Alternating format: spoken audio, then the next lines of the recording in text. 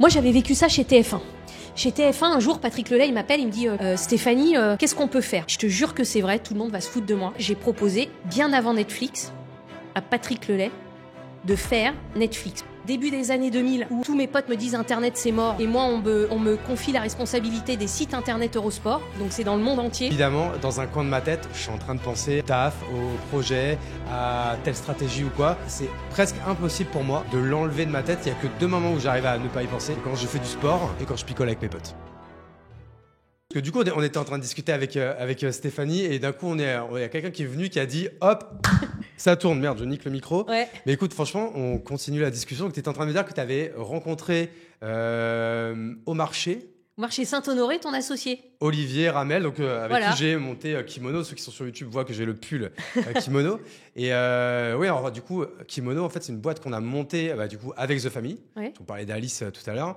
Et du coup, Olivier, moi, je suis minoritaire dans l'histoire. Moi, j'étais un peu l'expert textile pour les aider en fait au début. L'expert textile. C'est ça, parce que j'ai monté plein de boîtes dans le textile personnalisé.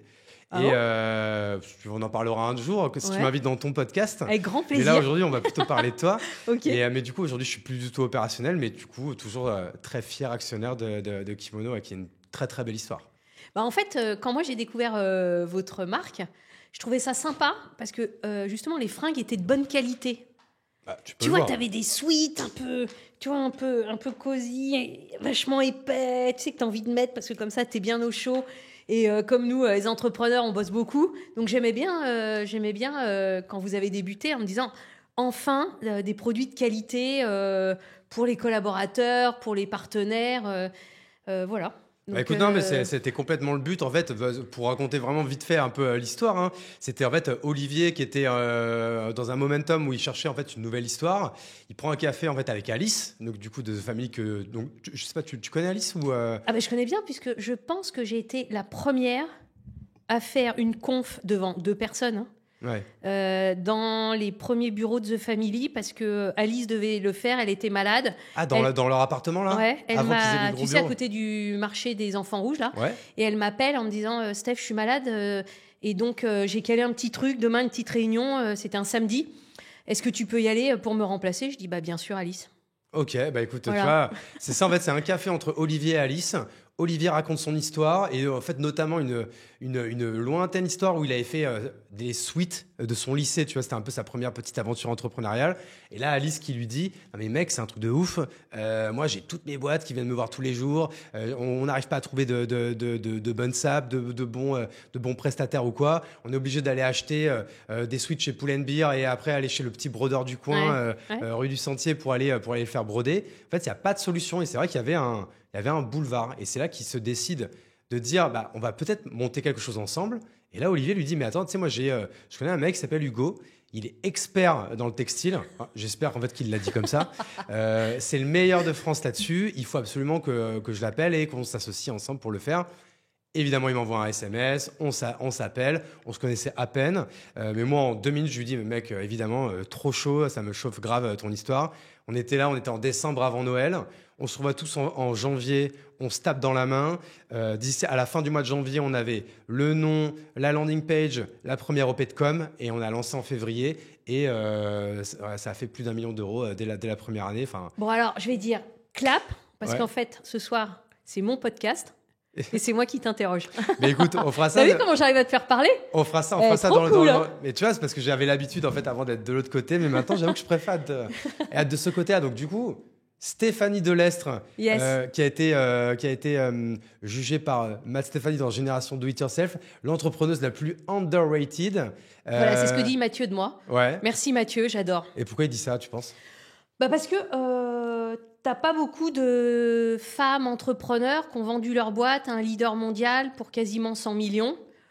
Voilà, je pense que c'est juste pour ça. Et finalement, je pense que j'ai tellement bossé, tu vois, les 10 dernières années que pas trop le temps de lancer un podcast.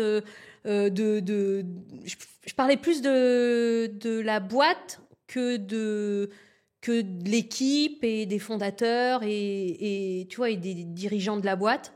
Voilà. Et puis c'est vrai que le monde a changé, quoi. C'est-à-dire que nous on a vendu Kappa en septembre 2021 à Adecco. Ouais, donc c'est quand même assez récent, quoi. Ouais. moi je suis partie en mai 2022. Et tu vois, là, je remonte une boîte avec Julien Ross, mon cofondateur, qui s'appelle volubile.ai.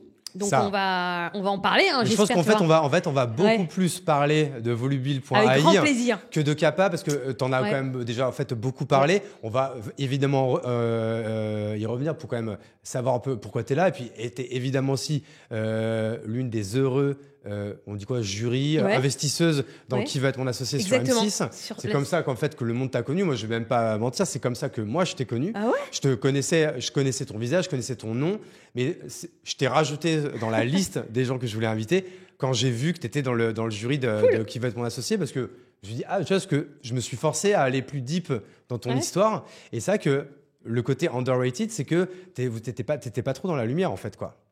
Oui, alors qu'on a l'impression que tu es comme un poisson dans l'eau dans tout ça. Donc, c'est ça qui est, en fait, qui est assez déroutant, quoi. Alors, oui, tu as raison. C'est vrai.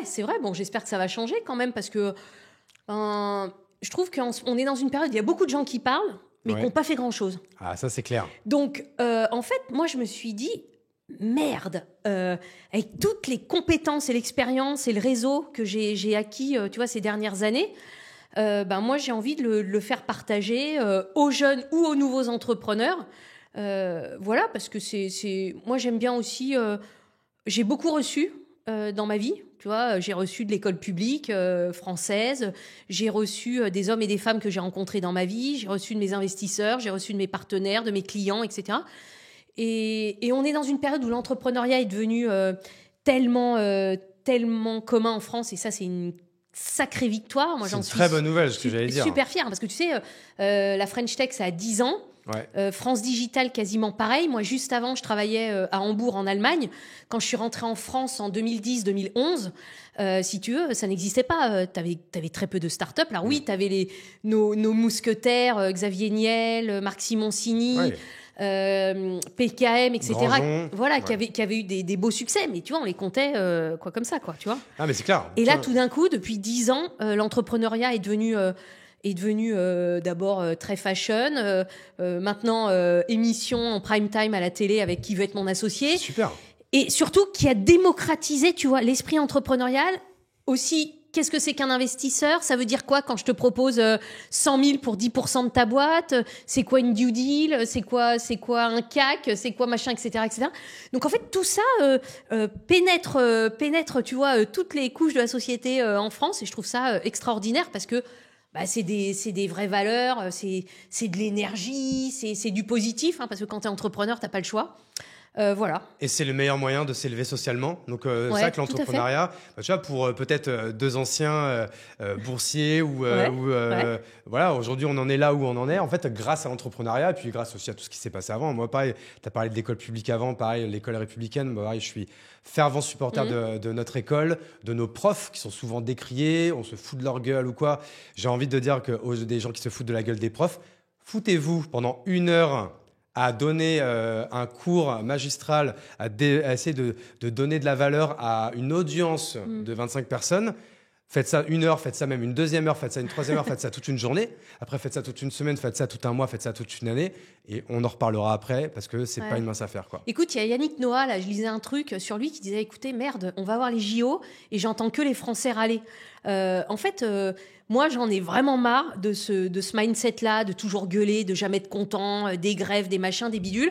Moi, je dis, la France est le plus beau pays du monde. C'est le meilleur pays pour entreprendre aussi, parce que tu as vraiment tout un système d'aide, plus la BPI qui a été mise en place, là aussi, il y a une dizaine d'années, pour aider les entreprises à différents niveaux. Donc, tu trouves ça nulle part ailleurs. Hein. Ouais. Donc, soyons reconnaissants, soyons positifs, ayons tous ce mindset-là, et tout va marcher, mais comme sur des roulettes. Je sens qu'on va faire un super épisode positif. Exactement. À bas la gratitude, parce que c'est vrai que c'est ça, moi, c'est ce mot-là. Je pense que c'est le défaut que je déteste le plus au monde, c'est l'ingratitude des gens qui sont pas reconnaissants, qui ont ça mais qui sont pas contents parce qu'ils veulent ça. Enfin, tu vois, écoute, on va essayer, on va rester positif et donner un bon message entre nous. Est-ce que, alors, encore une fois, j'aimerais bien qu'on parle le plus clair du podcast sur cette nouvelle aventure, sur ta vision d'entrepreneuriat. On va évidemment aussi parler un peu de l'émission, parce que je pense qu'il y a plein de questions qui intéressent l'audience. Mais est-ce que aussi tu peux peut-être te représenter et un peu nous donner un peu ton parcours. On va forcément en parler un peu parce que c'est quand même pas anodin de créer une boîte jusqu'à la revendre 100 millions d'euros à un grand groupe. Un petit peu moins, ouais. Donc franchement, je pense qu'on peut en parler quand même. Ça va être intéressant. Ok.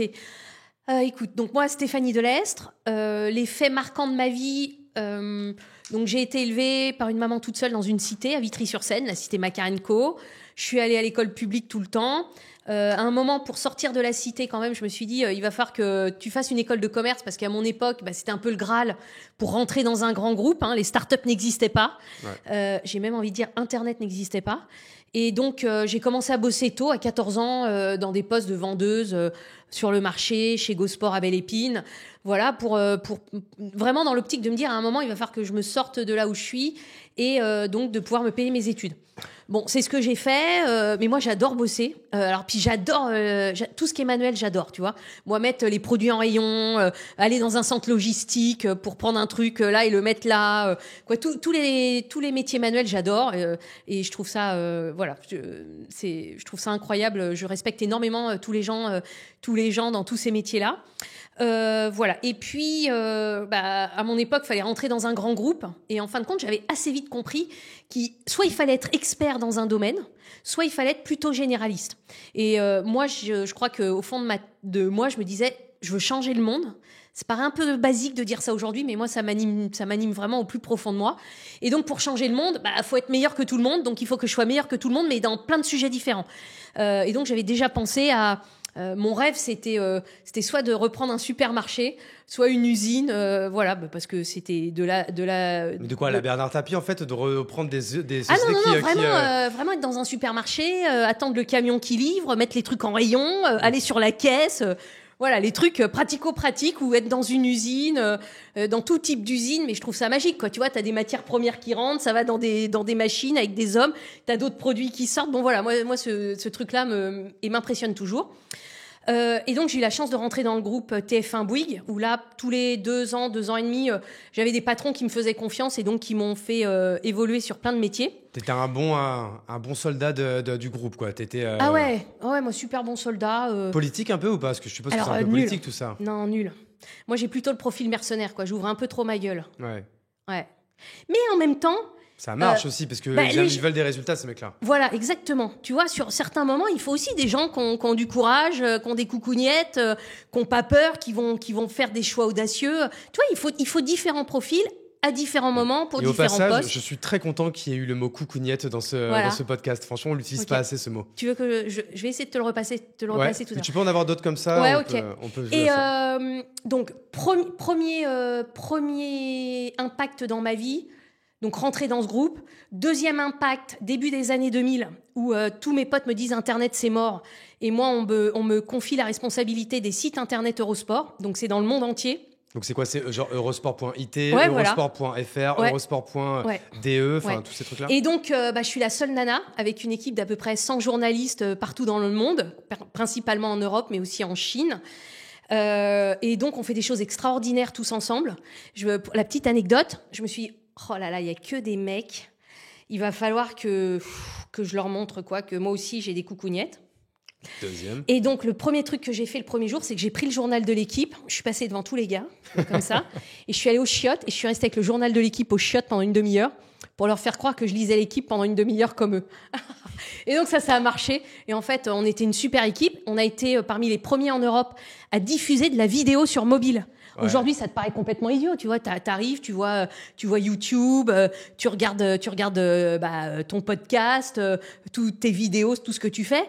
Mais début des années 2000, ça n'existe pas. Et on a été les premiers à diffuser des petits teasers de sport, en particulier de football, sur mobile. Les écrans n'étaient pas comme ça. Hein. Les écrans, ils faisaient c'était quoi? C'était sur les trucs, 4 les WAP, Voilà, WAP et iMode. Ouais, c'est ça, je me rappelle. C'est ça. On n'osait pas cliquer, on se dit, putain, ça va nous coûter combien ce truc? Exactement. On a été les premiers en Europe à mettre de la vidéo sur mobile avec des opérateurs de téléphone. Ok. Ça paraît con, mais quand j'y pense, j'en suis super fière. Troisième moment fort. Patrick Lelay me convoque avec mon boss en disant qu'est-ce qu'on peut faire sur Internet. Et là, je lui dis, il y a 2 solutions. Hein. Soit on investit des dizaines de millions pour continuer de se développer, soit on fait un partenariat stratégique. Et là, je vais faire court. On fait un partenariat stratégique avec le groupe Yahoo, qui à l'époque était un des leaders mondiaux. Et je fais ce partenariat en rencontrant un grand monsieur qui s'appelle Dominique Vidal, qui sera après un des partenaires de Index, du fonds Index. Voilà, donc je le rencontre. D'investissement. Voilà, et je le rencontre.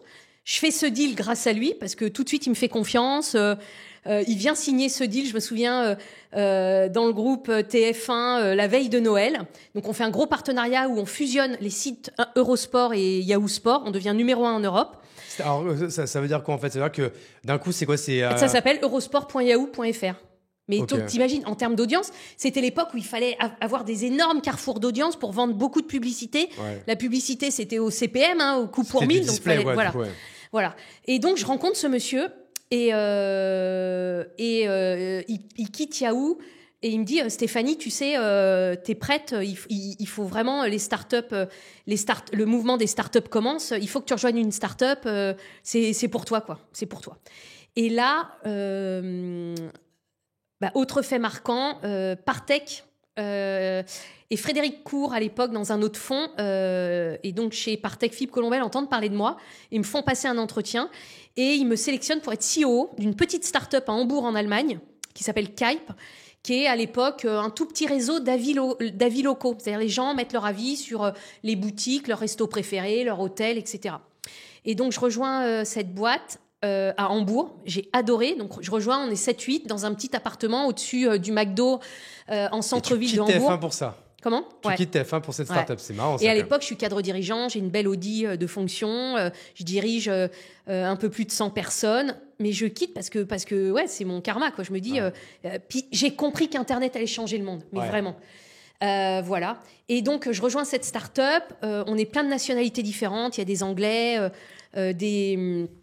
des Israéliens, des Russes, des Polonais, des Allemands, des Français, etc. Donc je rejoins comme CEO, on devient numéro 1 en Europe et on est racheté par le leader américain qui s'appelle Yelp, qui existe toujours. Voilà, donc là je suis obligée de rentrer en France. Et là, encore une fois, c'est Philippe Colombel de Partech qui me dit « Stéphanie, on a besoin de femmes entrepreneurs ». On est en 2010, Ouais. Donc, il n'y en a pas, ou quasiment pas. Si, en fait, la figure de proue de la Startup Nation française féminine, c'était Céline Lazorte de Litchi. Ouais, puis Marie Eklund, qui est au même moment va fonder France Digital, bon, tu vois, mais très très peu encore. Bien sûr. Et donc, je lui dis, mais Philippe, t'es sûr que je suis prête? Il me dit, mais bien sûr, Steph. Et en fait, là, je vais au Pôle emploi à Vitry-sur-Seine. Je me rends compte qu'il y a un problème de matching entre les personnes qui recherchent, les chômeurs qui recherchent un emploi et les entreprises qui disent qu'elles n'arrivent pas à trouver. Et donc, c'est grâce un petit peu au petit coup dans les fesses de Philippe Colombel, on lance CAPA. CAPA, qui est à l'époque le premier job board pour les non-cadres, QAPA, qui est le premier job board pour les non-cadres pour trouver un job. Okay. Et le premier, parce qu'on est le premier à utiliser des algorithmes de matching, de machine learning, et donc les débuts de l'intelligence artificielle, si tu veux. Tout marche bien. Je me rends compte assez vite que c'est un petit marché, et donc je décide de pivoter en 2015-2016 et de lancer la première plateforme d'intérim digital. L'intérim, c'est un énorme marché, c'est 25 milliards en France, c'est 100 milliards en Europe. Et donc, on avait une énorme CVTech, plus de 5 millions de Français et de Françaises étaient inscrits sur la plateforme. On avait nos algorithmes de matching qui remplaçaient l'agence.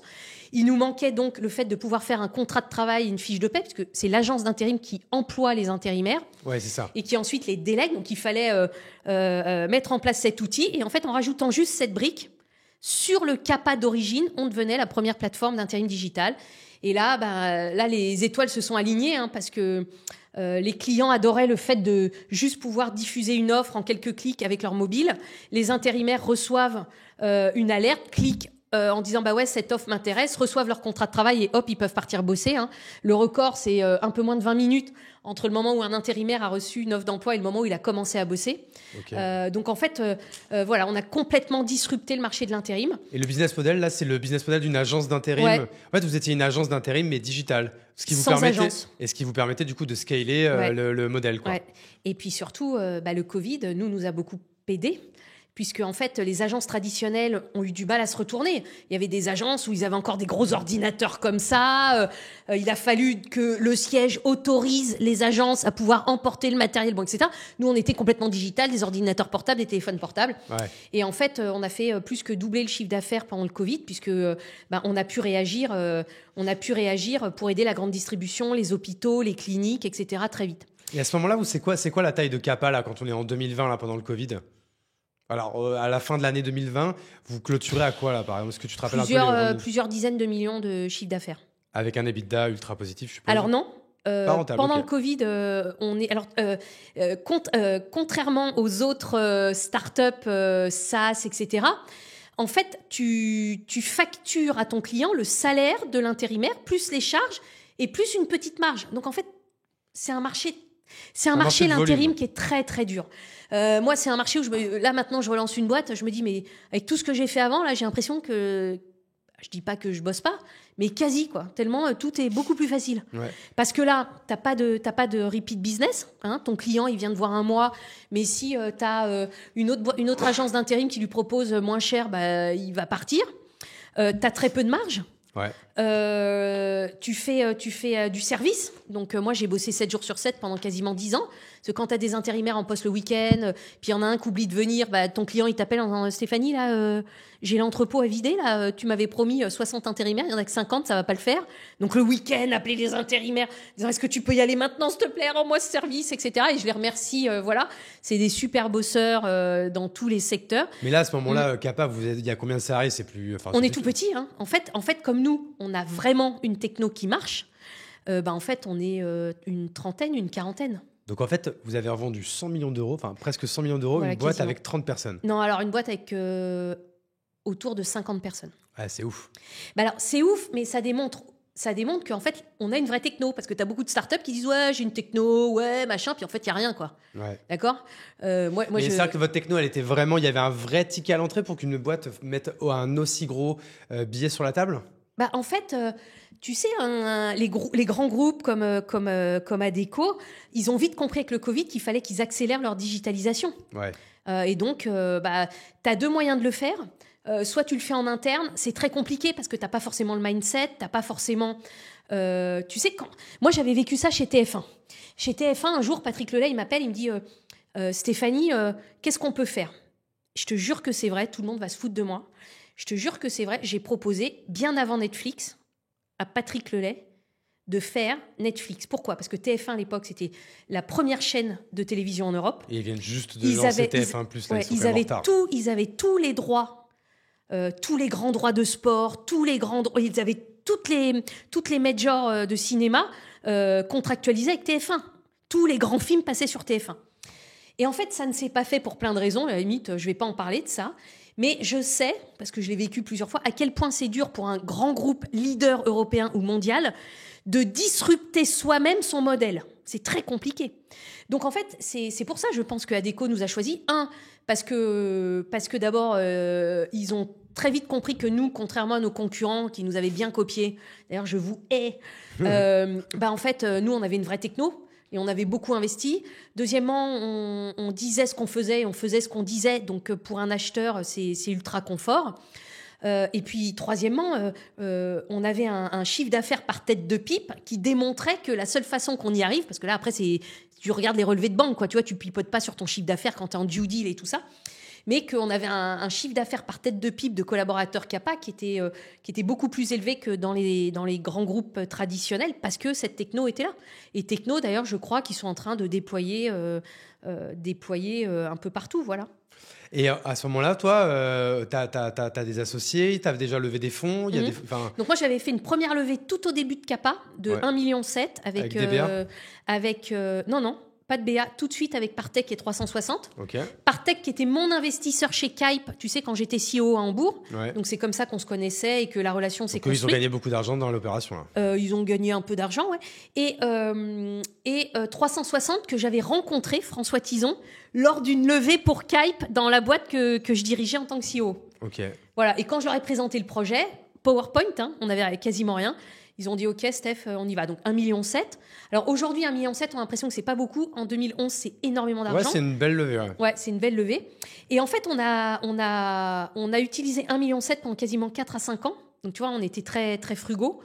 Moi, je rêvais de travailler avec Dominique Vidal parce que je l'avais rencontré quand il était chez Yahoo, ouais, etc. Dominique Vidal, voilà, dont tu parlais tout à l'heure. Voilà. Et Dominique m'avait toujours dit, Steph, on se connaît trop, on travaillera jamais ensemble, etc. Et le jour où je lui ai raconté le pivot en 2016, je m'en souviendrai toute ma vie, parce que on se voyait 1 fois ou 2 fois par an à déjeuner, parce que voilà, c'est un monsieur que je respecte, je pense qu'il me respecte aussi. Et il me donnait ses conseils. Puis souvent, lui, il me demandait des contacts. Tiens, j'aimerais bien investir dans telle boîte. Est-ce que tu pourrais me mettre en contact avec tel entrepreneur? Et moi, j'étais là. Oui, mais je voulais qu'il investisse. Bon, voilà, mais j'avais compris qu'il n'investirait jamais. Il était chez Index, etc. Et lors d'un déjeuner, je lui dis écoute, on va pivoter, on va lancer la première plateforme d'intérim digital. Et à la fin du déjeuner, il me dit Steph, je fais entre 1 et 2 investissements en France par an. Cette année, c'est pour toi. Ok. Et là, je te jure, je crois que j'ai mis mes écouteurs, j'ai chanté dans la rue et tout le monde m'a pris pour une dingue, quoi. T'étais contente, quoi. Non, j'étais fière, quoi. Ouais. Fière qu'un fonds comme Index et qu'une personne que je respecte comme Dominique Vidal, qui est vraiment quelqu'un de brillant, de droit, d'humain, mais qui respecte vraiment les entrepreneurs. Puis il y a eu des succès incroyables chez Index avec des boîtes comme Adyen, etc., etc. Je me suis dit qu'ils nous choisissent, nous. Ah ouais, j'étais très, très fière. Toi, tu étais encore majoritaire avant la revente?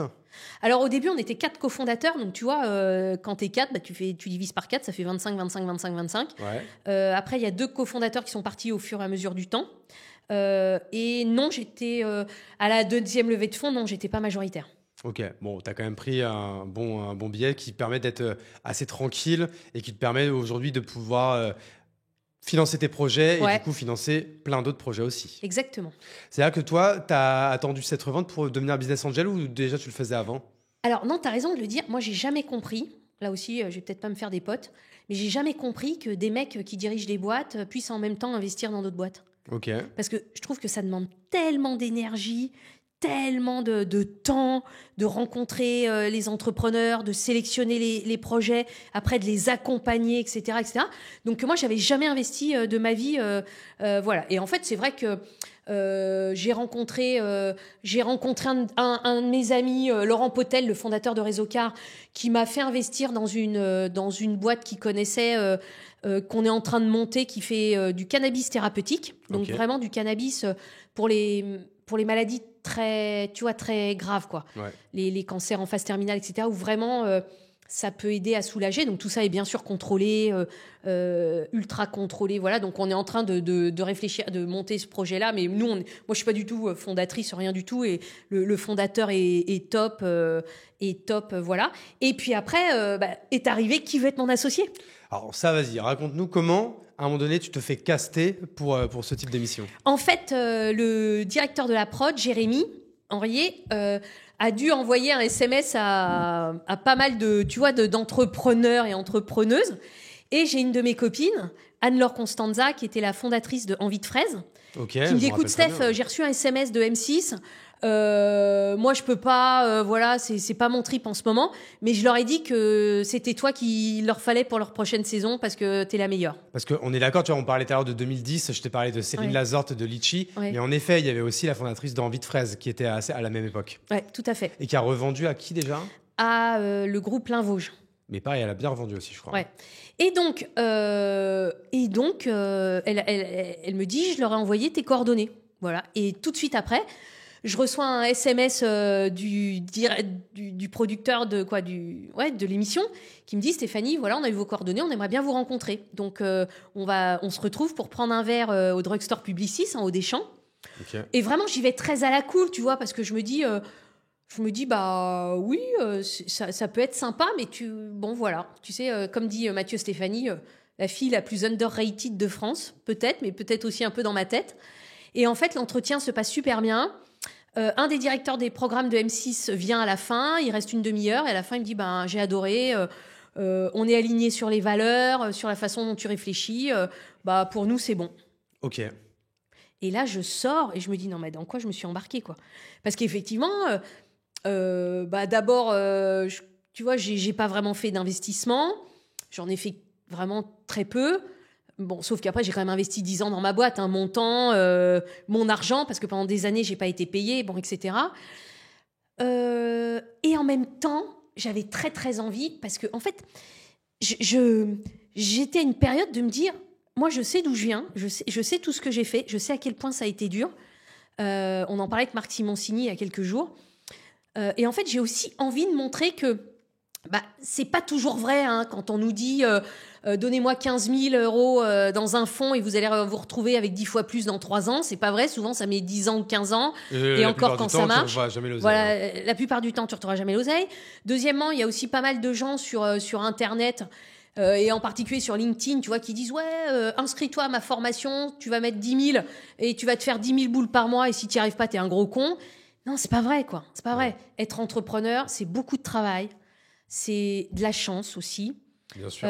C'est pas se rater sur ses recrutements et avoir des gens qui peuvent bosser pour toi, qui vont être meilleurs que toi, mais tu les trouves pas toujours, quoi.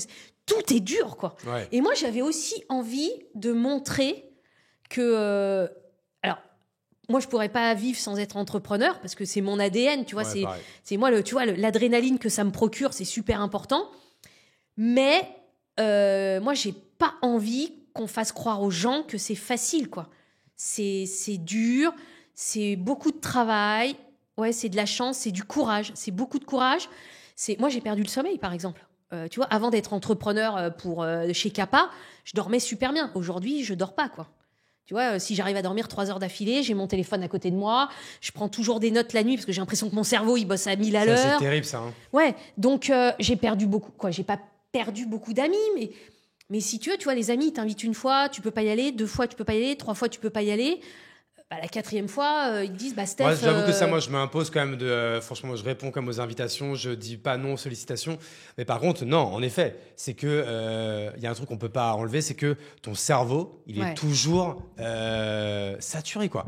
C'est ça, en fait, moi, c'est presque ça, en fait, qui est le plus fatigant et qu'on n'ose pas trop s'avouer. Et tu vois, moi, un jour, j'ai dit dans un podcast, je trouve que cette phrase, elle est assez libératoire.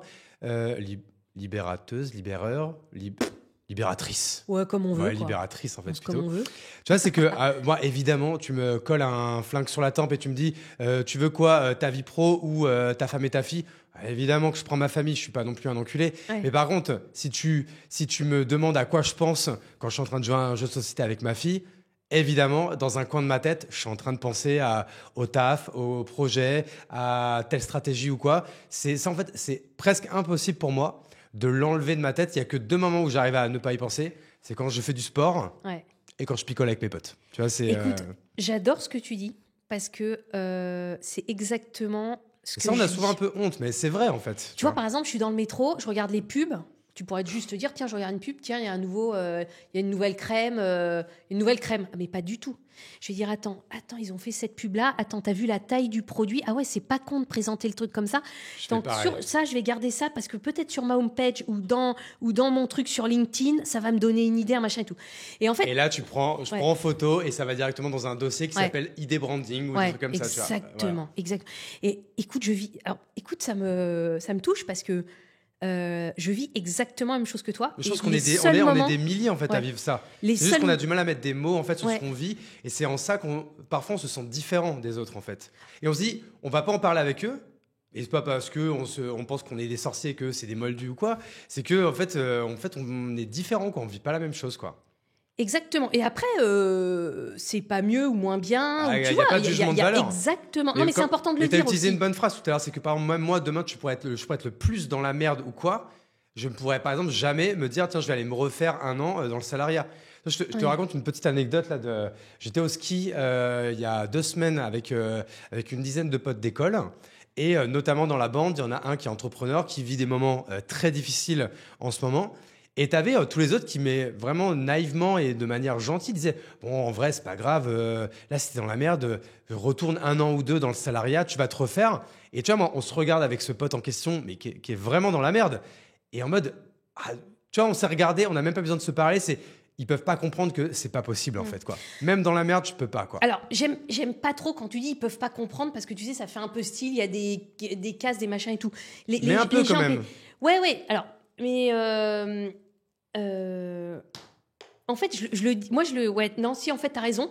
Tu vois, moi, par exemple, j'ai perdu mon père. J'étais très jeune et de façon subite. Et en fait, souvent, quand j'en parlais avec mes potes, mais tu vois, on était pré-ados, quoi. En fait, dans ma tête, je me disais, mais ils peuvent pas comprendre. Oui, bien sûr, ils ont de la tristesse pour moi, etc. C'est exactement le même exemple. Voilà, et ben c'est ça.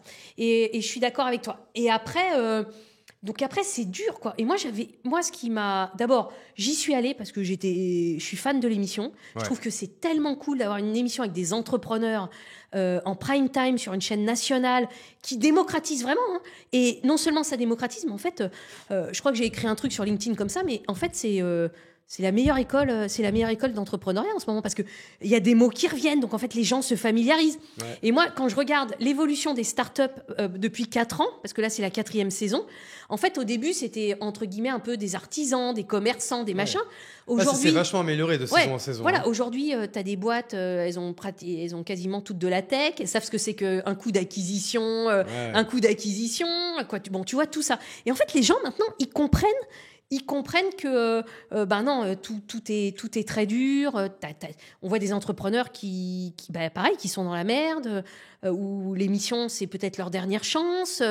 Voilà. Donc voilà. Mais je voulais aussi montrer des valeurs qui étaient peut-être un peu différentes, pas des valeurs, mais une façon de travailler ou de s'investir ou de représenter qui est un complémentaire à celle des vieux briscards de l'émission qui sont là depuis quasiment il y en a, ils sont là depuis la première saison, quoi. Bah, je crois que Marc Simoncini et Eric Larchevêque d'ailleurs l'épisode est sorti aujourd'hui du podcast.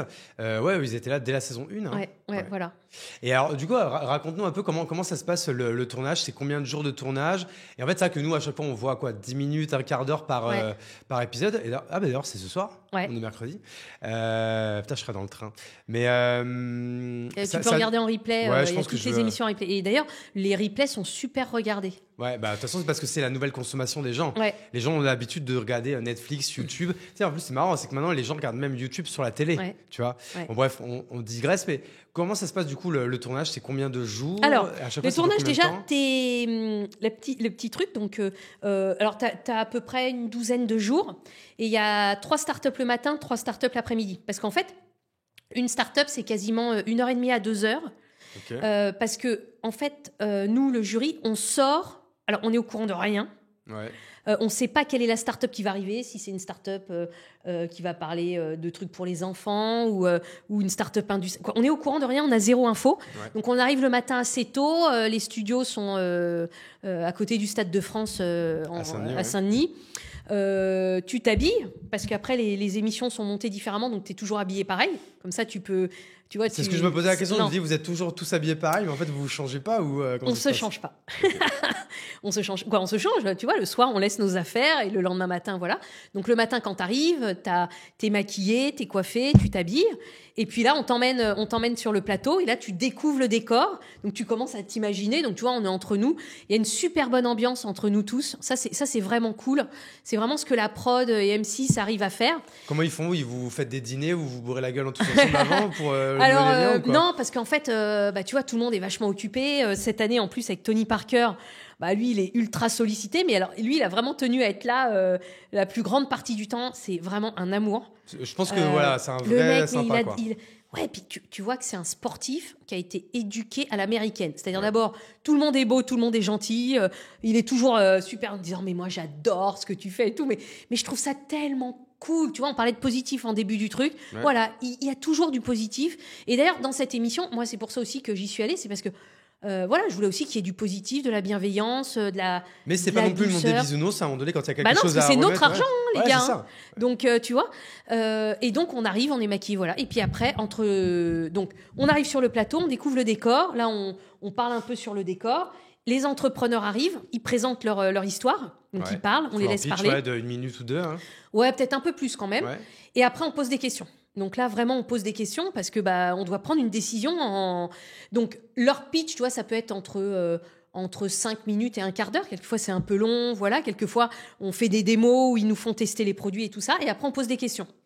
Voilà, donc on pose les questions qu'on veut. Hein, Mais on n'est pas du tout briefé sur les questions. Mais Hein. c'est que je suppose que en fait, des fois, vous allez vraiment poser des questions ultra techniques ou quoi, et c'est peut-être ça, par exemple, qui est pas mis à l'antenne parce que des fois, ça devient trop technique, quoi. Non, parce que tu sais bien que tu es dans un show télé et que tout le monde doit te comprendre. Donc ça, on l'a tous en tête, tu vois. Voilà. Et puis les questions, ça dure à peu près un quart d'heure, 20 minutes. Et ensuite, tu dois dire si tu investis ou pas et pourquoi. Ça, c'est dur. Mais donc, ça veut dire qu'avec chaque participant, vous restez genre une bonne heure. Facile. Et Même puis, plus. comme avant, tu vois, il y a... Et donc, tu parles un peu sur le décor. Plus ça fait une bonne heure et quart. Là, c'est fini.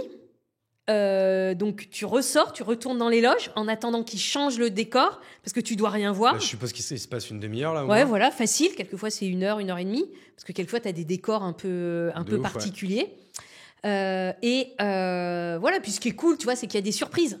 Alors, c'est, par exemple, moi, j'ai vu Jean-Pierre Papin. Là, quand je l'ai vu rentrer sur le plateau. Ah, je sais, c'est une boîte bordelaise. Ouais, je te jure, dans ma tête. Je crois tête. que c'est ce soir, d'ailleurs. Ouais. Et dans ma tête, je me suis dit, mais c'est Jean-Pierre Papin. Et là, j'ai pas pu m'empêcher. Voilà, j'ai pas pu m'empêcher. En fait, moi, je viens de Bordeaux et en fait, c'est un mec qui est membre du Poney Club. Donc, du coup, c'est pour ça que je suis très un peu sympa, au courant de ça. Très sympa. Donc, voilà. Et puis en fait, c'est quand même un moment, en tout cas pour moi, une expérience incroyable. C'est une expérience incroyable. C'est le fait de pouvoir voir autant de startups, de pouvoir échanger avec eux, et puis aussi de participer dans cette émission qui promeut l'entrepreneuriat auprès des Français et des Françaises.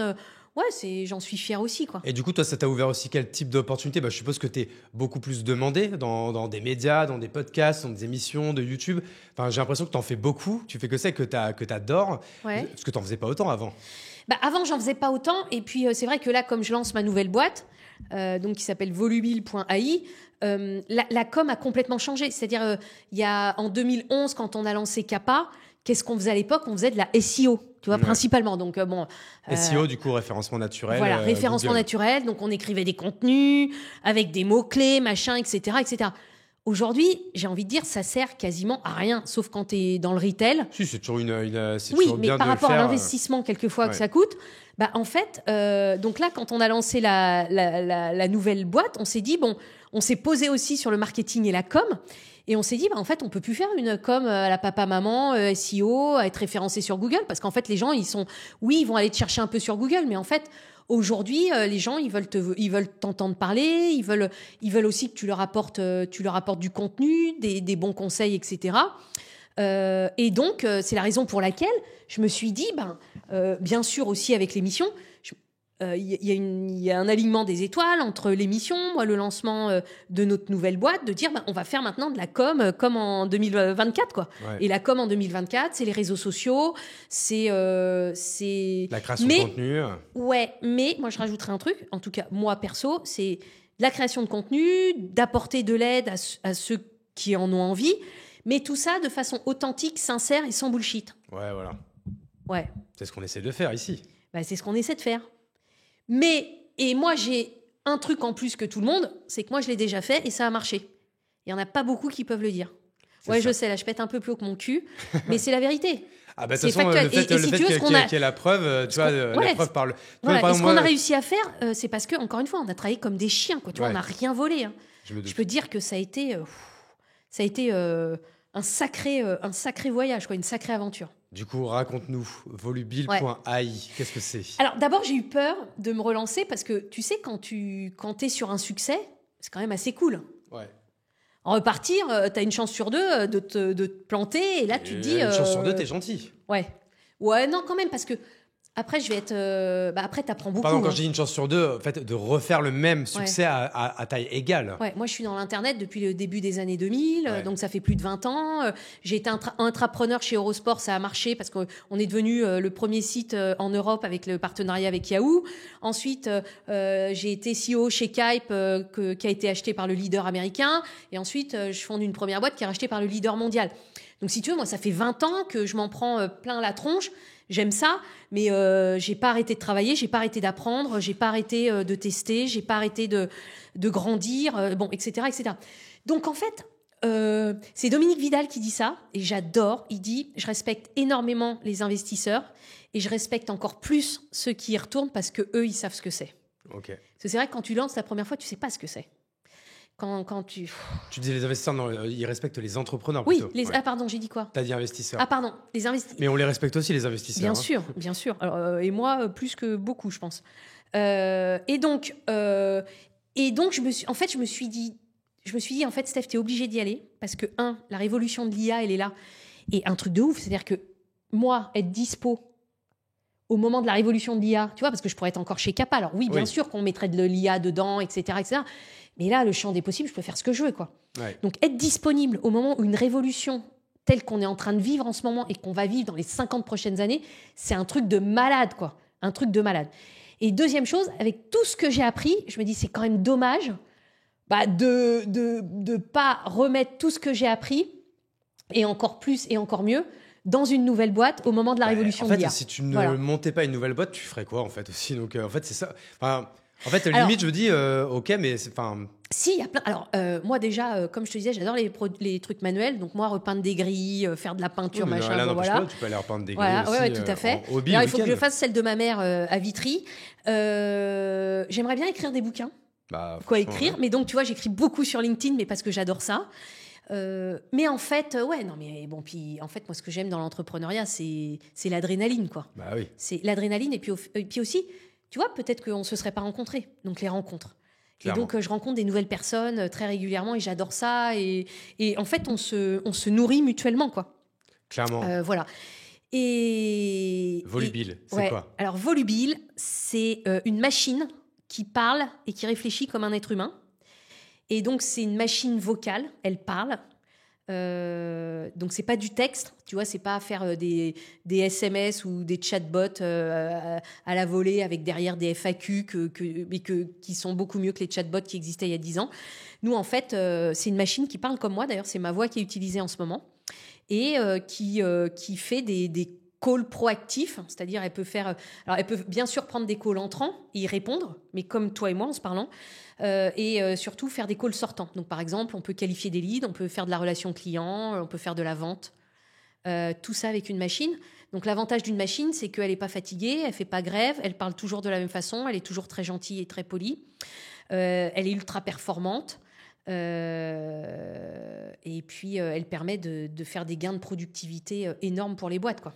Ce serait dans quel use case? Donc beaucoup d'après je vais te donner un exemple. Par exemple, chez Kappa, tu vois, plateforme d'intérim, tous les vendredis, fallait caler nos intérimaires, parce qu'on se disait, pour pas être réveillé demain matin à 6h par un client, on va quand même tous les rappeler ce soir pour leur dire Kevin, t'oublies pas, demain matin à 7h, t'es attendu à l'entrepôt à côté de Belle Épine, c'est bon, t'as pas oublié, hein, tu te souviens, tu fais ça pour moi je fais ça pour toi, voilà. Et message à tous les Kevin qu'on embrasse. Exactement. Ce nom est sorti totalement au hasard. Voilà. Et donc, en fait, on était toute une équipe et on les appelait et on notait ce qu'on avait eu, ce qu'on n'avait pas eu, on leur envoyait un SMS, machin, etc. Ça, aujourd'hui, Volubile peut le faire. Ok. Et donc, elle est reliée à ton CRM ou à ton back-office. Elle sait qu'elle a tous ses intérimaires qui vont commencer demain matin ou demain. Et elle va les appeler. Il faut créer des workflows, en fait, pour automatiser tout ça, quoi. Alors, c'est pas des workflows, c'est un peu plus compliqué. Oui, mais bon, les workflows, on savait les créer déjà par email, par machin. Mais en fait, les emails, on voit bien que c'est beaucoup plus compliqué. Donc ça, c'est un cas d'usage. Un autre cas, c'est de la relation client. Un call center, par exemple, tous les call centers vont pouvoir utiliser Volubile pour répondre à des appels entrants. Quand est-ce que ma machine à laver est livrée? J'ai un problème avec ma machine à café. Hop là, donc la machine là est entraînée, dit donnez-moi votre numéro de commande. Parce qu'en fait, de toute façon, c'est ça, en fait, les mecs des call centers, en fait, ils ont c'est des métiers super compliqués. En fait, ils ont un plan, c'est si on te dit ça, alors tu dis ça. Donc, en fait, là, tu as raison, c'est des arbres. Ça existait déjà un peu avec des répondeurs. Nous, aujourd'hui, c'est pas des arbres. Des arbres, tu vois. Nous, on répond à la volée. La machine, elle répond à la volée, elle crée à la volée. Je peux parler des arbres avec des vraies personnes. Voilà. Tu vois, avec le mec qui s'appelle là, Jean-Pierre. si tu veux, tu peux dire ça. Donc, deuxième cas, donc tu vois, premier cas chez Kappa, dans toutes les agences d'intérim, on pourrait faire ça. Bien sûr, la relation client, la qualification de lead. Tu vois, par exemple, chez Kappa, on avait une équipe de chasseurs où l'équipe marketing leur donnait, 100 leads à appeler par jour. OK ? T'appelles le premier, il répond pas. T'appelles le deuxième. T'as Stéphanie Delez qui est derrière toi en disant mais putain, pourquoi tu fais pas tes 100 calls là? Vas-y, appelle plus là parce que toi, t'es en retard sur ton chiffre d'affaires et tout ça. Mais alors, du coup, ta machine, elle est capable de faire du call. Et le mec au bout du fil, il se rend pas compte qu'il parle à une machine. Ouais. Ok. Ça marche déjà? C'est live ou c'est la promesse? Alors, c'est live chez un premier client. Et là, tu vois, à partir de là, mois de février 2024, on commence à déployer chez des clients. Vous avez déjà levé des fonds ou vous n'avez pas besoin? Non. Alors, moi, j'ai mis un peu d'argent dedans parce que j'y crois à 28 milliards de %. Et tu es associé avec? Et je suis associé avec Julien Ross, qui était mon CTO chez Kappa.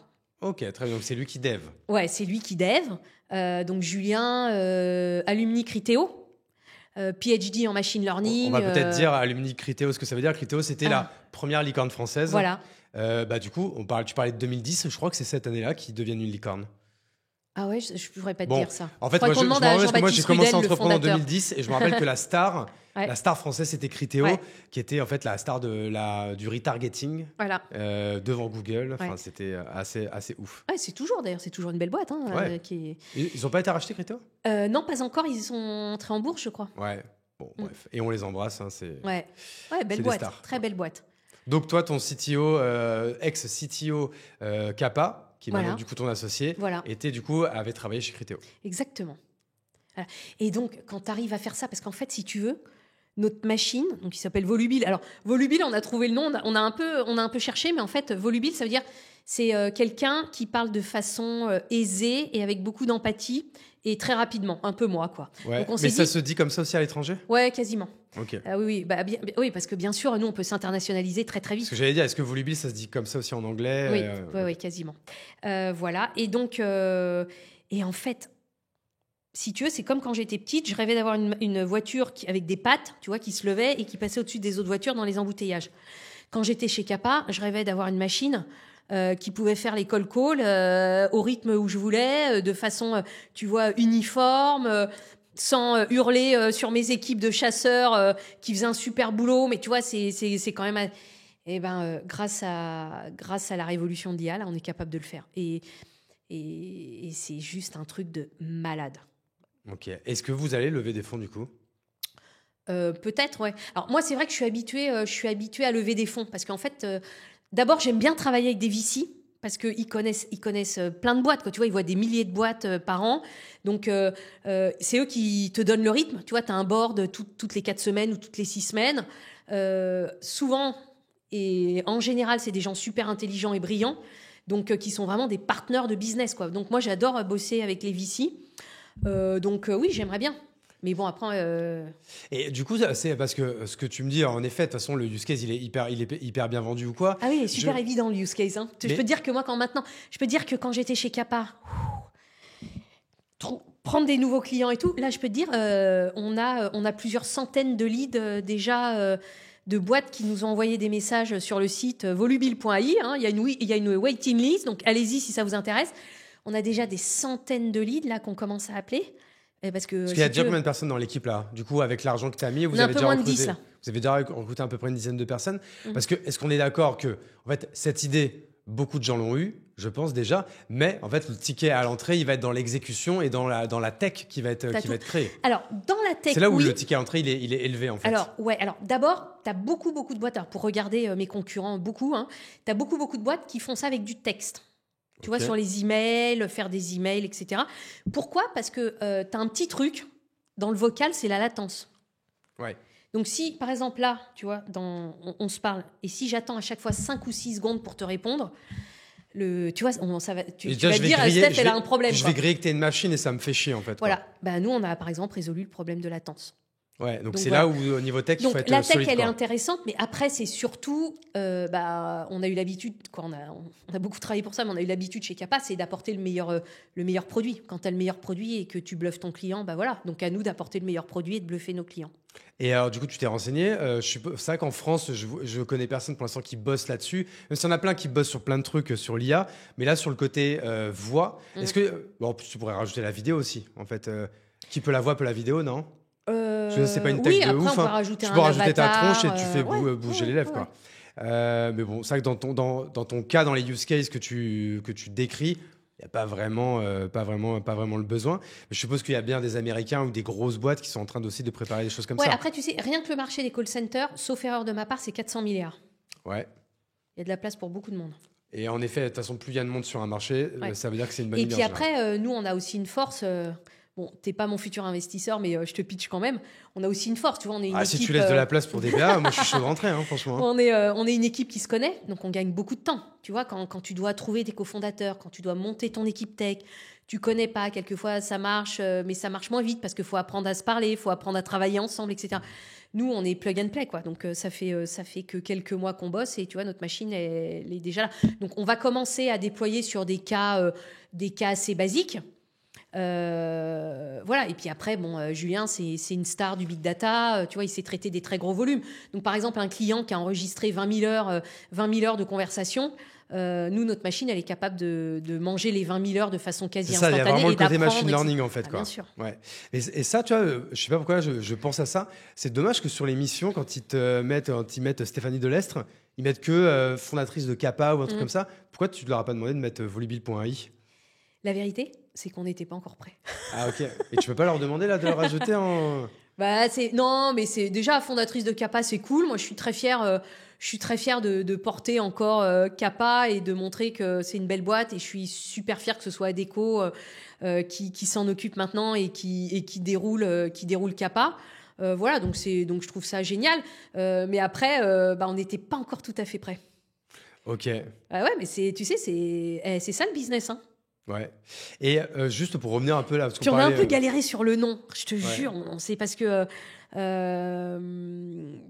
on a un peu galéré pour trouver un nom. On voulait un nom pour le coup qui représente bien ce qu'est la machine et sa personnalité. Tu vois, je parle d'elle comme d'une personne. Bon voilà, parce que c'est bluffant. Hein. C'est bluffant. Tu sais, quand elle appelle des gens. Là, elle appelle des clients. Quoi, il y a déjà prospects. des vidéos, ça, en ligne, on peut voir un peu Non, ça, c'est top J'ai secret. envie de Vraiment, voir, c'est pour nos clients. Mais il y a des gens, à la fin de la conversation, qui nous parlent normalement, quoi. Donc, bonjour. Oui, bonjour. Je suis Stéphanie pour telle société. Je ne peux pas te dire parce que, voilà, on est en test et tout. Et les gens nous disent, oui, non, monsieur Dupont n'est pas là encore, mais est-ce que vous pourriez le rappeler demain ? Donc la machine a dit oui, bien sûr, je peux le rappeler demain. À quelle heure ? À 14h. Très bien, je vous remercie beaucoup. Et là, tu as le standard qui dit écoutez, merci madame, je vous souhaite une bonne journée. Là, tu dis c'est un truc de malade. Et moi, j'adore. Et est-ce que légalement, à un moment donné, on va pas être obligé, en mode disclaimer, de dire aux gens pour info, là, tu es en train de parler à une machine ou on s'en fout? Alors, c'est un sujet, là, tu sais, avec l'IA Act, là, ou je sais pas quoi, là. Encore une fois, quoi, tu vois, il n'y a rien qui existe. Là, c'est mon coup de gueule de la soirée, quoi. Il n'y a rien qui existe. Les mecs, ils commencent déjà à légiférer. T'as envie de dire à tous ces politiques et tout ça, mais putain, quoi. Le truc, c'est pas d'en rajouter, c'est d'en enlever, les gars. Moi, je dis, quel président ou chef de gouvernement va dire, bon, les gars, là, maintenant, votre job, c'est tous les mois, vous enlevez 5% de loi, 5% d'emmerde, 5% de normes, 5 machins. Donc, tu vois, si tu fais ça juste pendant 6 mois, déjà, je sais pas, avec le cumul, déjà tu vois, tu fais... Déjà 1%, ce serait bien. Ouais, voilà. Donc, écoute, tu sais, à un moment, moi, je me coupe pas les ailes avec ça. Je sais ce qu'on est capable de faire. Et puis après, tu sais, tu trouves toujours des solutions. Nous, notre job d'entrepreneur, c'est de trouver des solutions. Ok. Donc là, tu me disais déjà une petite équipe d'une dizaine de personnes. Ouais. Vous avez fait quoi? Vous avez directement pris des bureaux? Vous êtes dans un coworking? Vous êtes en full remote? C'est quoi l'idée là pour l'instant? Alors, on est basé entre Paris, Paris, Bordeaux, parce qu'en fait, et Grenoble. Donc, l'équipe technique est basée à Grenoble. C'est pour ça que t'es venu à Bordeaux. Ouais. Donc, parce qu'en fait, c'était, tu vois, c'est marrant, mais moi, je dis, on change pas une équipe qui gagne et on change pas des trucs qui ont marché. Donc, par exemple, chez Kappa, on avait l'équipe commerciale à Bordeaux, l'équipe technique à Grenoble et le siège à Paris. Donc là, on a refait un peu pareil, tu vois, de façon automatique. À Grenoble, ils viennent de prendre des bureaux, mais alors vraiment pas cher. Moi, à Paris, je travaille de chez moi et je rencontre beaucoup de monde. Donc, tu vois, ça voilà. On commence à Bordeaux. À Bordeaux, on vient de gagner l'appel d'offres du village Baïséa, place des Quinconces. Ok, je vois très bien. Ouais. Pour mettre nos futurs collaborateurs. Tu vois, pareil, on a gardé notre avocat, on a gardé notre expert comptable. Et donc, du coup, tu On a viendras gardé notre souvent à Bordeaux. assureur. Ouais. Tu sais déjà quand est-ce que tu viens? Non, pas encore. Est-ce que le jeudi 7 mars, t'es chaud de venir? Je fais un gros dîner avec je crois qu'il y a 25 entrepreneurs, 25 gros entrepreneurs bordelais. Franchement, Bah, je regarde ça tout à l'heure, je te dis. t'invite. Voilà. Et donc, en fait,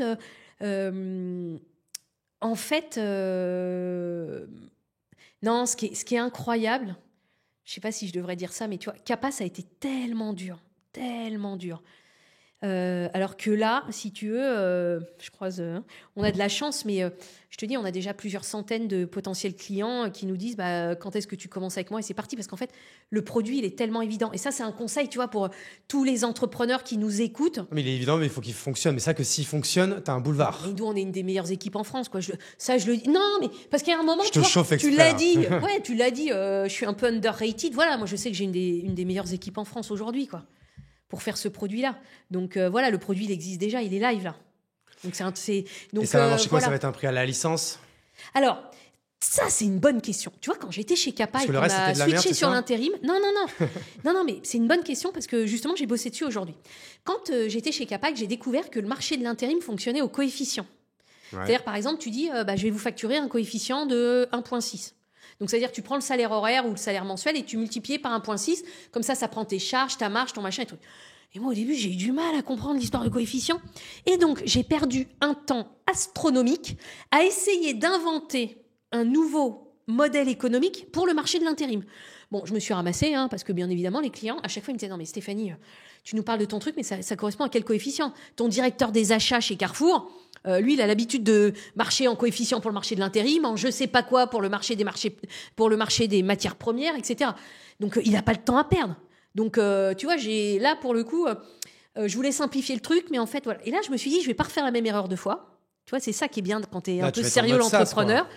Voilà. Donc, en fait, comment ça marche le marché des call centers? Ça marche où tu vends un tarif horaire. Donc, tu vends soit 15 € de l'heure, soit voilà. Donc, on est pas mal entouré. On s'est beaucoup documenté sur des anciens des call centers qui, certains vont peut-être être au board, etc. et qui nous ont donné tous les tips de comment ça marche, le marché d'un call center, par exemple, quoi. Après, tout ce qui est SDR, commerciaux, remplacer un commercial, etc. SDR, juste pour... parce que, du coup, Sales Development Representative, en général, c'est le chasseur, quoi. Ou surtout celui qui fait le call call. Il m'a dit, on comprend rien à tout ce que tu dis dans le truc, et essaie de définir quand il y a des mots compliqués. Donc, par exemple, chez Capa, on avait une équipe de SDR. Son job, il recevait des listes, des fichiers Excel à appeler de l'équipe marketing qui disait aux commerciaux qui me disaient mais non Steph, c'est pas vrai, qui soi-disant avaient réchauffé les leads, Et quand t'appelais, tu tombais sur le standard qui disait mais non, monsieur machin est parti depuis 2 ans, mais non, mais c'est plus du tout cette boîte machin, etc. Donc par exemple les SDR, on en avait chez Capa. En fait, sur ce projet, on est reparti de nos pains chez Capa. Et ça c'est aussi peut-être un petit tips. Souvent il y a des gens qui disent moi j'aimerais bien être entrepreneur mais j'ai pas d'idée. C'est dur, quelquefois. Il y en a qui ont plein d'idées et qui exécutent pas, puis il y en a d'autres qui sont des bons exécutants, mais qui n'ont pas d'idées. Par exemple, ça, c'est mon cas, souvent. Et bien là, on est reparti des pains qu'on avait chez Capa en se disant, c'était quoi les trucs qu'on aurait pu faire, mais 1000 fois mieux, 1000 fois plus vite, 1000 fois plus productif, 1000 fois plus compétitif, etc. Et c'est comme ça qu'on est arrivé à ça. Mais en fait, c'est un problème qui est générique à toutes les entreprises. C'est ça qui est magique, là. Non mais grave. Et donc du coup, pour revenir en fait à la question de base, c'est que ça va plutôt être en fait un tarif horaire à l'utilisation en fait. Oui, ou un tarif à la minute de call ou machin. Attends, je peux pas tout te dire là. Laisse-moi avoir mes premiers clients pour bien éclater mes futurs concurrents et dès que je serai très grosse, ok, promis, je te dis tout. Ça marche. Et non, mais écoute, franchement, j'irai m'inscrire sur la waiting list sur volubile.ai. Ouais. Volubile comme à la française. Ça, à la française. volubile.ai. Voilà. Comme Artificial Intelligence. Ouais, parce que de toute façon, c'est que ça. Nous, on fait que ça aujourd'hui, quoi. Mais c'est incroyable, ce qu'on est en train de vivre là, alors que ça fait, 15-16 mois seulement que tu vois, ChatGPT est ouvert. Et c'est ça que c'est ouf, parce qu'il y a 1 an, on commençait à peine à l'utiliser. Ouais. Moi, je pense que j'ai créé un compte sur ChatGPT il y a pile un an, je pense en février 2023. Ouais, moi, un peu avant, je Ouais. sais plus, c'était octobre ou novembre, tu vois. Ah, quand tu te la racontes. Donc, tu vois, c'est rien. Non, mais tu vois, c'est. Ah, Et regarde ce qui se passe aujourd'hui. Et ça va ça va à aller une très, vitesse. très, Mais moi, très j'utilise grave. Hein. Je pense que là, j'utilise au moins 5-6 outils qui sont reliés à l'IA. Et en fait, aujourd'hui, dans mon quotidien, je l'utilise, quoi. Mm. Même, je refais même lire des mails. Tu vois, dès que j'écris des mails en anglais, je le fais toujours relire Ouais. à C'est ChatGPT. génial. Je lui dis là, avec celui-là, je veux que ça soit de manière formelle. Là, c'est plutôt Ouais. business. Là, le but intrinsèque, c'est de vendre. Et je vois, en fait, il change. Et c'est d'une intelligence, mais c'est. Et je me suis créé des trucs où, en fait, pareil, en mode, il apprend, je lui fais bouffer plein de mes contenus pour comme ça, il apprend à parler comme moi, Ouais, il apprend à ouais. réfléchir comme moi. Et en fait, c'est ça. En fait, moi, dès que j'ai entendu parler de ChatGPT, la première chose que je me suis dit, c'est cet esprit de double. Ouais. Donc, en fait, ce qui est un peu, en fait, ton cas avec Volubile.ai, c'est, en fait, aujourd'hui, comment on arrive, en fait, à dédoubler l'être humain sans que ça nous coûte 2 fois plus cher ou 2 fois plus de temps, en fait. Bien sûr. Et surtout, tu sais, c'est des métiers difficiles. Hein, quand tu es SDR ou quand tu es téléopérateur dans des call centers. L'enfer. C'est des métiers, souvent, tu sais, sur les premiers niveaux d'appel où les call centers ont du mal à recruter. Les SDR aussi, c'est compliqué. Souvent, tes bons SDR, au bout de 6 mois, 9 mois, ils te disent en fait, Steph, j'aimerais bien passer commercial grand compte là. Ce que je comprends aussi. Parce que c'est Account manager. Ouais, non, mais c'est parce que c'est des boulots qui sont plus cool, etc. Donc, nous, vraiment, l'objectif, c'est de supprimer ces fonctions qui sont très dures, où de toute façon, les boîtes n'arrivent plus à recruter. Et pour que ça se fasse de façon très smooth et puis avec des tarifs très Puis pareil, concurrentiels. le service client, quoi. Vaut mieux que ça soit des machines qui se fassent Ouais. insulter plutôt que des vrais êtres humains, quoi. Ouais, et puis surtout, ta machine, elle sera peut-être même aussi moins insultée parce que comme elle va être très calme, très Ouais. posée, tu vois, ça dépend. Et puis après, tu peux tout adapter en fonction des desiderata de ton client. Ouais, et c'est vrai que Tu c'est peux ouf, passer hein. d'une langue à une autre. Ouais. Tu vois, par exemple, tu parles en français, tu sens que ton interlocuteur, il a un petit accent où il dit si à un moment, C'est tu dis can you mais vous speak êtes English? italien, Ok, ouais, ou bim. voilà, exactement. Ah, Non c'est mais vrai que on va vivre On est en train de vivre un truc qui est incroyable. Les 10 quand prochaines même. années là, on va vivre un truc. Et c'est pour ça qu'il faut pas avoir peur. Et donc, parce que c'est normal aussi que les Mais gens par aient contre, il faut peur pas pour leur louper le boulot et tout ça. Ça, le Ouais. conseil qu'on peut donner aux gens, c'est par contre, franchement, ne loupez pas le train. C'est Branchez-vous sur ChatGPT. Déjà, commencez par une fois par semaine. Franchement, alors ok, c'est de l'argent, mais même prenez cet abonnement à $20. Ouais. Jouez avec l'outil. Apprenez en fait à Quoi, tu sais, comprendre tu peux. comment on compte. Alors moi, j'ai un abonnement, mais j'ai aussi un autre système où c'est encore gratuit, tu vois. Oui, c'est vrai que le 3.5 Oui, est encore voilà. gratuit, je crois. Oui, Et t'as je raison. vais te dire, t'as des résultats. Ouais, c'est vrai. Non, mais je suis d'accord avec toi. Même la version gratuite, déjà. Tu vois, pour tester. Apprenez à pour, l'utiliser en fait ouais. pour apprendre à être en fait à lui parler de la manière la plus pertinente possible, apprendre à prompter, lisez des choses là-dessus, lisez des newsletters, regardez des vidéos YouTube. Ouais. Euh, C'est pareil, tu vois, il y a 15, peut-être 20 ans, YouTube, ça n'existait pas, je crois, ou ça sortait à C'est peine. 2003, je crois, non? Ouais, tu vois. Du donc, coup, 20 bon, ans, hein. bah, Non, tu vois. Donc, à vérifier. Hein, parce que je suis aujourd'hui, pas sûr. tu as une question ou tu veux faire quelque chose. Moi, je sais que le premier réflexe que j'ai maintenant, c'est je vais sur YouTube en disant vidéo pour, je dis une bêtise, mais je sais pas, faire un prompt pour pouvoir rédiger un livre de 300 pages. Tu vois, et maintenant, tu as des gens qui t'expliquent, qui partagent leurs compétences, leurs expériences, leur expertise. Je trouve ça magique, quoi.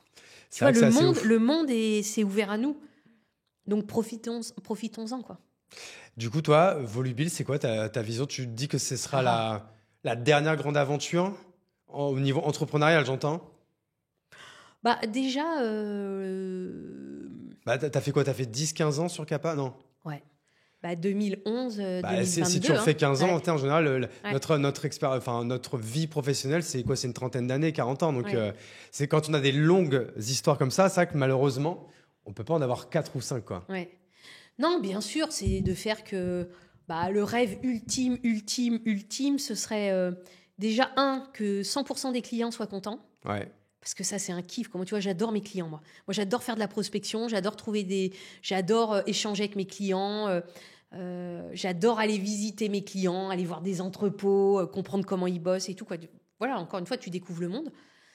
Donc, mon premier rêve, c'est que 100% de mes clients soient contents. Et puis, bien sûr, que j'ai des nouveaux clients toutes les semaines. Et puis après, réavoir une aventure internationale et pouvoir lancer Volubile à l'international, Je pense que serait là, très, tu très vas y cool. aller direct. Là, la bonne stratégie, c'est quasiment. d'y aller directement à l'international, non? Quasiment. Parce que franchement, là, tu es sur un business où il va falloir aller... En fait, toute la clé, je pense, va être de un, quand même sur le produit et la tech, mais de deux, sur l'exécution du déploiement, quoi. Ouais, alors, moi, j'ai eu 2 grosses expériences internationales chez Eurosport et chez Kype après. Ouais. Chez Kappa, on est resté franco-français. Et là, bon, Volubile, on commence.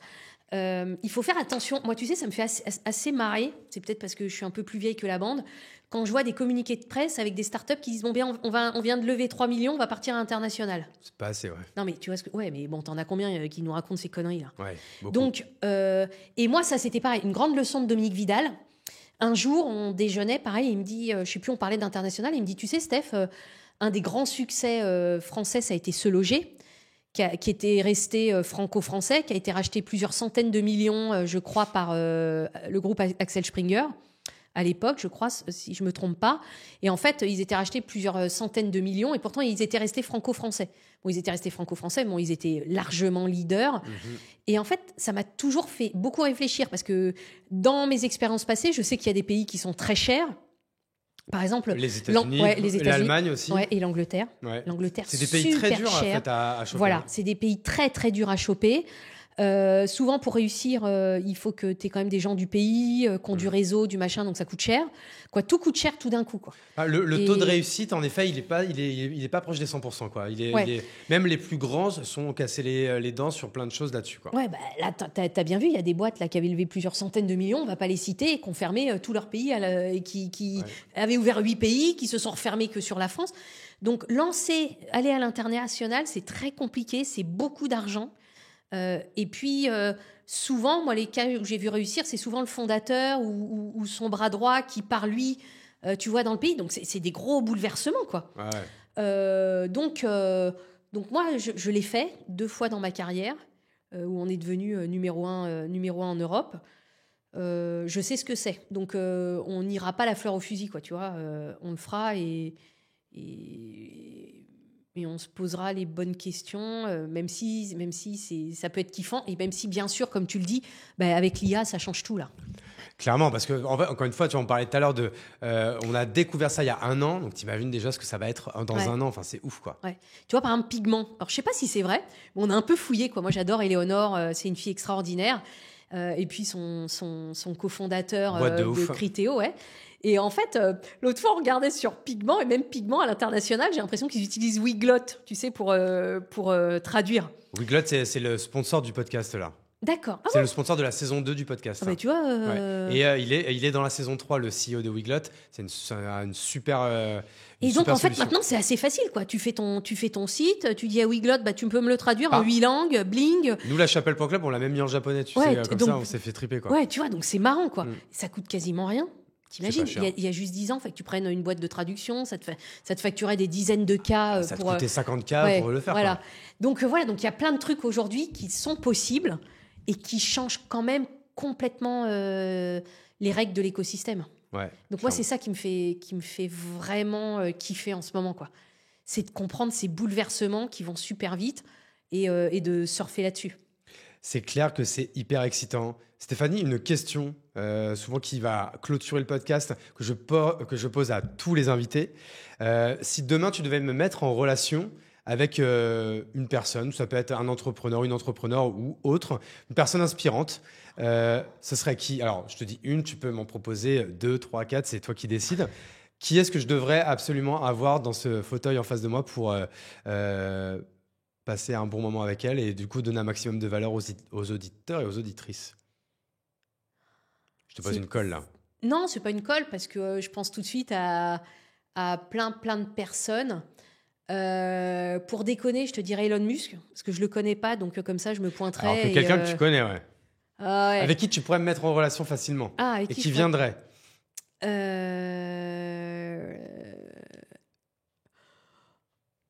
C'est un de mes potes, mais en fait, il vient jamais. Mais c'est Xavier Chauvin, le fondateur de Beauté Privée. Ok. On avait travaillé ensemble un peu chez TF1. L'autre fois, il est venu dans mon podcast On lâche rien et En fait, tu sais, c'est ce que je dis, c'est un peu la force tranquille, quoi. Il est toujours zen, passionné de voile et de ski. Donc tu vois, il a bien les pieds sur terre, il sait bien prendre du recul. Et en fait, il m'a vachement aidé lors de la vente de Kappa à bien... C'est un mec qui réfléchit bien, quoi. Bien et sain. Beauté privée, c'était revendu aussi, non? Ouais, à showroom privé. Ouais, c'est ça, ouais. Voilà. Et en fait, l'autre fois, il m'a... Je sais pas si... Bon, maintenant, il l'a dit dans mon podcast, mais il m'a dit que son talent caché, c'était qu'il avait doublé Gros Minet dans les dessins animés. Tu vois ce que c'est, Titi et Gros Minet? Ouais. Heureusement que c'était pas vénère que j'étais. En fait, franchement. Heureusement que c'était pas Titi en même temps, parce que tu vois, quand tu vois la voix de Titi. Et donc, ça m'a fait marrer. Et donc, voilà. Donc, en fait, en France, moi, je connais surtout des entrepreneurs en France. J'en connais un peu à l'étranger, mais surtout en France. Je trouve que souvent, tu vois, on est des gens bien. Tu vois, on est des gens bien, bienveillants. On a beaucoup bossé, mais on s'entraide. Et puis à côté de ça, on fait des choses un peu marrantes. Et dès qu'on se le dit, tu vois, notre image, elle change un peu. Non, je suis assez d'accord avec toi qu'il y a quand même quelque chose qui se passe dans cet écosystème où, franchement, la plupart des gens sont évidemment tous gentils à l'image. Mais en fait, 98% d'entre eux sont gentils également quand la caméra s'arrête, quoi. Ah oui, vraiment. Non, mais c'est vrai, hein, les gens pourraient. Et donc, moi, je nous encourage mais... vraiment à nous soutenir, tu vois, à nous soutenir, à s'entraider, à échanger nos bons plans. Alors ouais, quelquefois, tu as des concurrents, tu peux pas tout dire et tout, mais bon, ceux-là, tu les mets un peu de côté pendant 5 ans ou 10 ans. Mais voilà, je trouve que franchement, encore une fois, moi, je suis très contente de ma vie en ce moment. Je suis très contente de mes rencontres. Je suis très contente de ce qu'on vit dans l'écosystème entrepreneurial en France. Donc vraiment, profitons-en, quoi. Enjoy, quoi. Non, mais je suis complètement d'accord avec toi. Je vous donnerai par exemple l'exemple d'un Anthony Bourbon qui peut paraître dur, qui peut paraître plein de choses comme ça à l'écran. C'est aussi un peu le personnage qui se crée. Moi, Anthony, c'est un mec que j'ai la chance de connaître et qui, dès que j'ai besoin d'aide sur quelque chose, je lui écris. Et dans 100% des cas, j'ai une voice note derrière où il prend le temps de me répondre, de m'aider, de me faire la bonne mise en relation s'il faut ou quoi. Et voilà. Et ça, en fait, c'est vraiment, je trouve, l'altruisme de l'entrepreneuriat français où tout le monde s'entraide les uns aux autres. Tu vois, il y a plein de gens de mon entourage qui me disent « Ah, comment tu as réussi à avoir telle personne, telle personne ?» Tu vois, demain, j'ai une soirée avec des potes, je vais leur dire « Ah, tu vois, j'ai eu Stéphanie Delest, tu l'as forcément vu dans Qui va être mon associé ?» La première question qu'ils vont me poser, c'est oh, « Comment tu as fait pour la voir ?» Et moi, je vais juste leur répondre « Bah, je lui ai envoyé un message et elle a dit oui. » quoi. En fait, et c'est souvent en fait, aussi simple que ça. Quoi, tu vois. Ouais, et là où tu as raison, c'est... Moi, j'ai appris un truc un peu tard, mais c'est savoir demander de l'aide. Alors, quelquefois, les gens, ils peuvent pas toujours... Tu vois, moi, par exemple, en ce moment, je reçois beaucoup de gens qui me disent « Est-ce que je peux te voir 1 heure ?» etc. Ouais. La réponse, c'est non. Bah oui, là, parce qu'en fait, moi, je lance ma boîte. Les gars, j'y suis de 7h le matin à 22h le soir. Parce moi, que j'ai un petit message automatique très poli qui dit « Bah non, je ferai ça toute mais tu vois, toute en la revanche, journée. » ce que je leur dis, c'est que... Moi, c'est pour ça que moi aussi, j'ai lancé mon podcast. Parce que je me suis dit, je vais recevoir mes potes. Je vais recevoir des gens où je sais qu'ils vont pouvoir partager des bons tips. Et au moins, déjà, si tu écoutes ça, c'est en fait... tu vois, par exemple, il y avait Xavier Chauvin dans On lâche rien. Xavier, il a dit comment il manageait ses équipes, le petit truc pour les nouveaux arrivants, comment bien les intégrer, etc. C'est le genre de truc qu'il me disait avant quand on déjeunait ensemble. Le fait qu'il passe, maintenant, tout le monde peut l'écouter et tout. Et donc, je trouve que c'est un bon moyen aussi de partager nos tips, nos potes, nos bons conseils. Donc, profitons-en déjà de ça. Et moi, je me suis dit, je peux pas répondre à tout le monde parce que matériellement, c'est pas possible. Et que moi, mon métier, c'est pas d'être investisseur, c'est d'être entrepreneur. Même si, avec Qui veut être mon associé, bien sûr que je le fais. Mais ma vie, c'est d'être entrepreneur. Mais en revanche, j'ai envie de partager ce qui m'est arrivé avec... tu vois, même aussi partager tes échecs en disant attention les gars, moi j'ai fait ça, je me suis complètement plantée, donc surtout ne le faites pas. Voilà. Et moi, c'est un réflexe que j'ai maintenant. Tu vois, quand je marche beaucoup, j'aime bien marcher. Où je prends beaucoup les transports, le RER, le métro et tout. Maintenant, je me mets mon podcast, j'écoute. Puis tu vois, je papillonne aussi sur des trucs, mais j'apprends toujours un truc. Je me le note dans mon truc de moi, notes forcément, là, quand tu vois. j'écoute un podcast, je me note 1 million de trucs aussi. Ouais. Et je me dis, mais En fait, j'ai pas forcément besoin de le voir et je m'en fous d'écouter s'il y a déjà 30 000 personnes qui ont écouté la même chose. Mais lui, pendant 2 heures, il a parlé de sa boîte, il a parlé de son expérience, il a parlé de ses hauts, de ses bas et c'est sûr que je vais apprendre des trucs, quoi. C'est sûr. Clairement. D'ailleurs, on peut encourager en fait toutes les auditrices et les auditeurs à aller également écouter ton podcast qui s'appelle On lâche rien sur toutes les bonnes plateformes, Spotify, Deezer, Apple Podcast, YouTube aussi ou c'est que de l'audio? Non, c'est de la vidéo. Il y a aussi de la vidéo, donc il y a aussi la chaîne YouTube On lâche rien. Ouais. Eh ben écoute. Et donc je fais avec. Bon, je le dis parce qu'ils sont vraiment cool avec moi. Pour l'instant, t'as fait quoi, une dizaine d'épisodes, non? Non, pas encore. Attends, j'ai commencé il y a. Fait quoi, il y en a 4 ou 5 en ligne? Ouais, voilà. Donc que je fais avec Orso Média. Ah, c'est avec Orso, donc avec Christopher. Ouais, avec Christopher qu'on embrasse. Vraiment, il est top. Excellent podcast aussi qui est Follow Me, non? Ouais. Et Madines. Okay. Et Conto, mon sponsor. Je le dis parce que. Ah, t'as directement eu Conto en sponsor. Ouais, c'est bon, mais t'as vu la classe! Ah ouais, j'avoue. Et bah voilà. Mais ça, c'est grâce à Orso. C'est Orso qui l'a trouvé, non? Ouais, c'est Orso, mais non, mais c'est. Honnêtement, tu vois, moi j'ai fait une école de commerce. Alors oui, c'était il y a très très très longtemps. T'avais fait laquelle? Je fais le SCP. Ok. Mais je te dis, il y a des podcasts aujourd'hui, c'est d'un niveau waouh, quoi. Ouais. Tu vois? Et donc, pour ceux qui peuvent pas se payer, qui peuvent pas se payer d'école de commerce, parce qu'il y en a, ça commence quand même à être très cher. Ouais, non, c'est 11-12 000 balles l'année. Enfin, c'est un scandale, quoi. Vraiment, il y a tellement de choses dans les podcasts, quoi. Mais tellement de choses dans les podcasts ou sur les réseaux. Et je trouve cette dynamique de partager ses expériences et ses connaissances incroyable. Moi, tu vois, j'ai vraiment le réflexe, par exemple, pour comprendre les LLM, etc.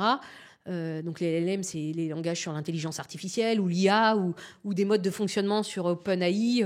Oui, je vais voir des podcasts et je continue vraiment de me nourrir comme ça. En particulier en ce moment où en fait c'est complètement nouveau, quoi. Tu vois, il y a quelques experts en France, mais bon, il y en a pas 50. Ne pas hésiter à regarder aussi ce qui se passe aux US. Clairement. Après, là, c'est juste qu'il faut écouter les contenus anglo-saxons, quoi. Ouais. Non, mais attends, faut qu'on invente un truc. Ça existe déjà, non? Qu'on invente un truc qui fait de la traduction. Bah oui, ça doit exister. Tu sais ce que je me suis dit avec Volubile? Vas-y. Je me suis dit... non, mais je sais pas pourquoi je dis ça, là. Propre punaise, on est trop... là, je me lâche trop, quoi. Vas-y. Mais tu vois, je me suis dit, pareil avec Volubile, t'enregistres la voix des gens que t'aimes. Parce qu'un jour, ils vont partir. Et en fait, avec Volubile, tu vois, avec des trucs comme Volubile ou autre, tu peux faire parler après. Tu vois, Et tu pourrais même faire manger, justement, à l'IA, en fait, tous les contenus de cette personne. Ouais. Et du coup, en fait, faire recréer, en fait, le concept un peu de double dont je te parlais tout à l'heure. Exactement. J'ai parlé de ça, d'ailleurs, avec Mathieu Stéphanie et un autre très grand entrepreneur qui s'appelle Olivier Cotina. On en parlait justement, on était à la Villa Maria, on faisait une grosse stuff pour l'anniversaire, c'était l'année dernière. Et justement, on parlait de ça, tu vois. Ouais. C'était les débuts de l'IA. Et moi, un autre truc qui me bluffe vraiment en ce moment, pour montrer que l'IA, c'est quand même 99% du positif et que bien sûr, il faut qu'on soit tous suffisamment matures pour gérer les 1% de négatif. Ça veut dire, par exemple, bien former nos collaborateurs, les accompagner à la découverte de nouvelles applications qui vont les aider dans leur travail, etc., etc. Il y a beaucoup de gens qui parlent de la formation à l'IA en ce moment. Mais par exemple, tout ce qui est en train de se passer dans la medtech, quoi. Ouais. C'est un truc de dingue. Et tu vois, moi, quand j'étais petite, je me disais, j'espère que avant de mourir, il y aura un traitement contre le cancer. Et ben maintenant, je suis quasiment persuadée qu'il y aura un traitement contre le cancer. J'espère si je meurs pas demain, tu vois, mais toucher du bois, que ça se fasse. Non, mais tu vois, et donc bon voilà, je suis. Pardonne-moi, je parais peut-être un peu excitée, mais je suis bluffée de ce qui se passe, quoi. Donc clairement. Et ce qui est trop cool, c'est qu'en fait, il faudra du coup que tu reviennes dans 1 an dans le podcast, ou alors c'est moi qui viendrai dans le tien, et on reparlera de tout ça. Tu te rappelles, on se disait ça en février. T'imagines là, putain, on est 3 mois, 5 mois, 6 mois, 1 an après. Il y a eu ça. Ouais. Moi, en tout cas, j'ai passé un super moment, Stéphanie. En vrai, je pense qu'on aurait pu papoter encore ensemble pendant une demi-heure, 1 heure, 1 heure et demie, 2 heures. En fait, malheureusement, j'ai mon train dans 45 minutes. Donc, il va falloir que j'y aille. Et moi aussi, mais vraiment génial. Ouais. J'ai adoré. J'ai pensé à plein de trucs. Et puis tu m'as donné aussi plein d'énergie là. Là, je repars, écoute, je suis à fond là. Moi aussi, je t'écouterai dans le train là tout à l'heure. J'espère que ça va être encore un bon épisode de Qui va être mon associé tous les mercredis soirs sur M6. Et en tout cas, on suivra volubile.ai avec beaucoup d'intention, moi le premier. Merci beaucoup Stéphanie pour toute cette énergie, pour tout ce positivisme que tu nous as donné. J'ai envie de dire, on pourrait finir par en disant, franchement, vive la France, vive l'entrepreneuriat, vive l'amour. Et merci à tous. Aujourd'hui. Merci beaucoup et merci à toi. Merci beaucoup Stéphanie et merci à tous d'avoir écouté jusqu'au bout. Ciao. Et ciao.